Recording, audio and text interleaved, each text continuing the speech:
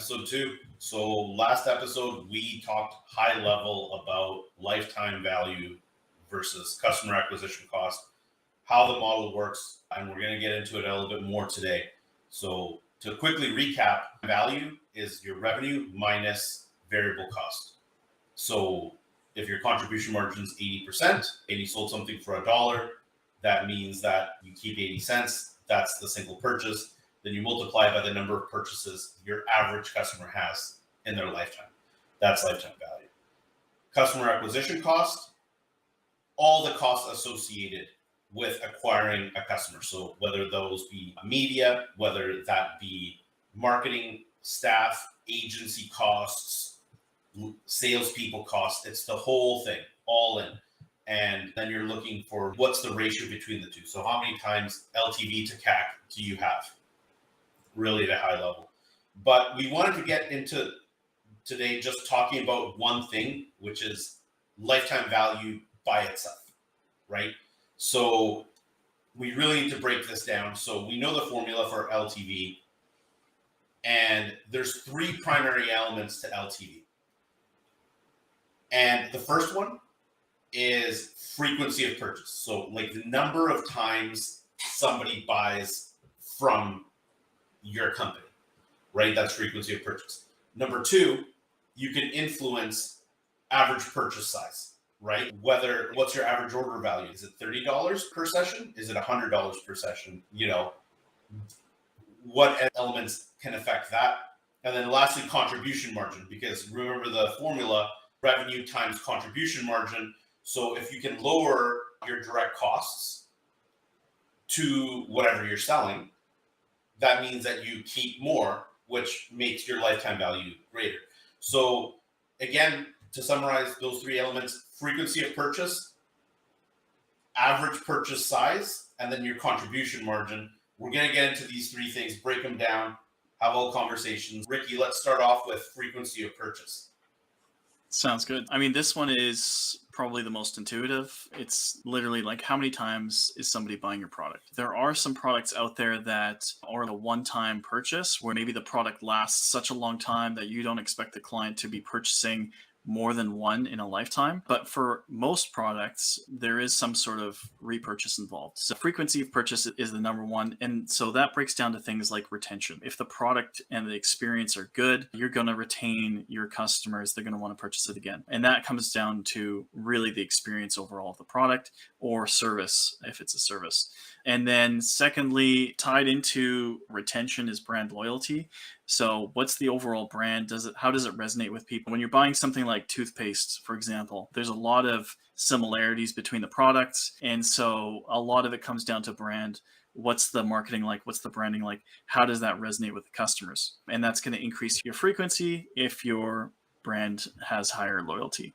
Couple other ones are subscriptions. If you I've seen subscriptions with online products such as subscription boxes, those sorts of things, or things like services, Netflix, etc. When you have a subscription, generally you have a much higher frequency of purchase. Depends how long the subscription is for. If it's ongoing or if it's for a fixed amount of time. And then you'd consider each month essentially, I mean, it's still one purchase, but it's increasing the overall revenue. And then sales discounts. You could have promotion.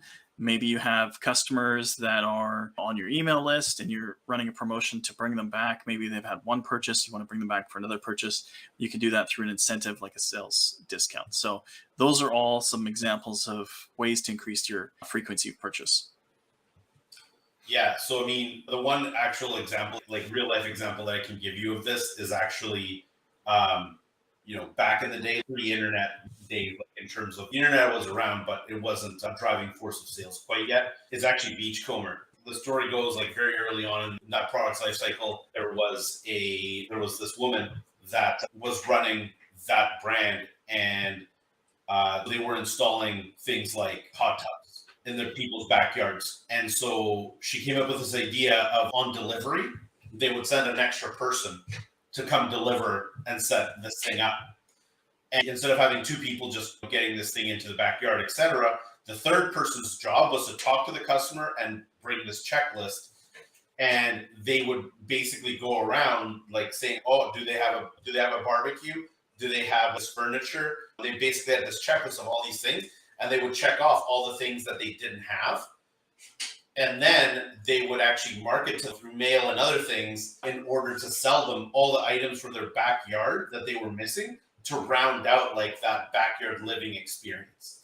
It basically skyrocketed the sales of this company, and it's all around frequency of purchase because they were like, well, yes, we're getting this one big purchase in, but what if we could sell them a whole bunch of other stuff over time? And now we know exactly the things that they're missing, right? So anytime there was an installation or some kind of delivery, there was this extra person that would show up. What are they still missing in their backyard? What else can we sell them and like really drive up that frequency of purchase? The next item, average purchase, kick us off here with price increase, right? So if you increase your price, your average order value, your average purchase size is going to go up. Yeah, and then some additional ones, you could be adding additional product lines. So, if you've got a customer and you're now selling them multiple product lines versus just the one product line, you're going to increase your revenue. Another way is free shipping, driving up the required amount of an order to get free shipping. Generally, is your average order value, your cart value. There's also bundling, a little bit similar to what Nick was talking about. If you've got a basket of goods versus selling one product, if you're selling in a marketplace, maybe you're selling 20 products. Amazon does this very well. They have the add-on items because what they're trying to do is they're trying to increase the cart. They're trying to add to the bundle. So there's lots of different ways that you can add incentives to create bundles and additional add-ons to the core product as well. If you're buying a vehicle, let's say you're buying a new Tesla, do you want the nice tires or rims? And there's all these additional packages of things you can add on to the vehicle when you're making the purchase.